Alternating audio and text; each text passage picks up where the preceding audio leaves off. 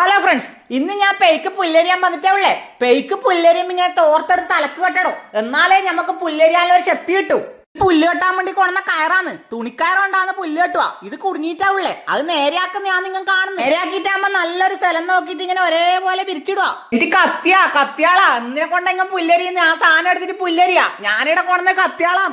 തീറ്റ പുല്ലരിയുമ്പോ കത്തിയാളാന്നല്ലേ. നടക്കുമ്പോ നോക്കിയിട്ടാണ് നടക്കണം. കുറ്റിയെല്ലാം ഉണ്ടാവും, കാലിന് കൊണ്ടോ. ഞാൻ ഇട്ട പോലത്തെ ഷൂട്ടാ മതി, എന്നാ കുഴപ്പമില്ല. എന്റെ പുല്ലിന്റെ മണ്ട ഇങ്ങനെ കൈയോട്ടം പിടിച്ചിട്ട് ഒരൊറ്റ കൊത്തം കുത്തുക. നല്ല മൂർച്ചുള്ള കത്തിയാളായെങ്കിൽ ഒറ്റ കൊത്തിന് മുറിയൂ.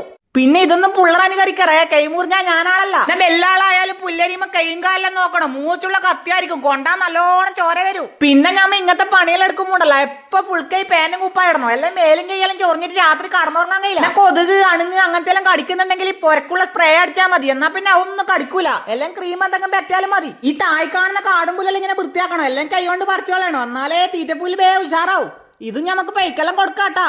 പുല്ലെറിഞ്ഞിട്ടാകുമ്പോ ഇതിന്റെ ഭിത്തില്ലേ, അത് ഞമ്മ ഇങ്ങനെ കൊത്തിയെടുത്ത് വേറെ വെക്കണം. ഇതാണ് ഇതിന്റെ പൂവ്. ഇങ്ങനെ പൂവിരിയാൻ വെക്കാൻ പാടില്ല, അതിന് മുന്നേ എരിയണ്ടാണ്. ഇത് ഞാൻ കുറച്ച് പാർത്തു അതിന്.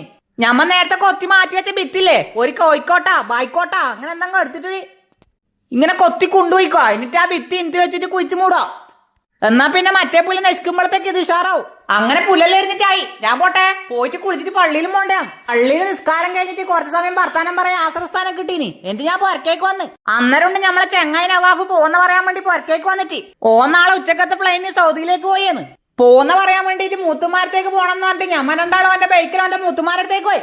നാറാത്താന്ന് അവന്റെ മൂത്തുമാന്റെ പോരാ. ആടുന്നൊരു ബത്തക്ക യൂസെല്ലാം കുടിച്ച് എന്നിട്ട് ഞമ്മ കമ്പിലേക്ക് വന്ന്.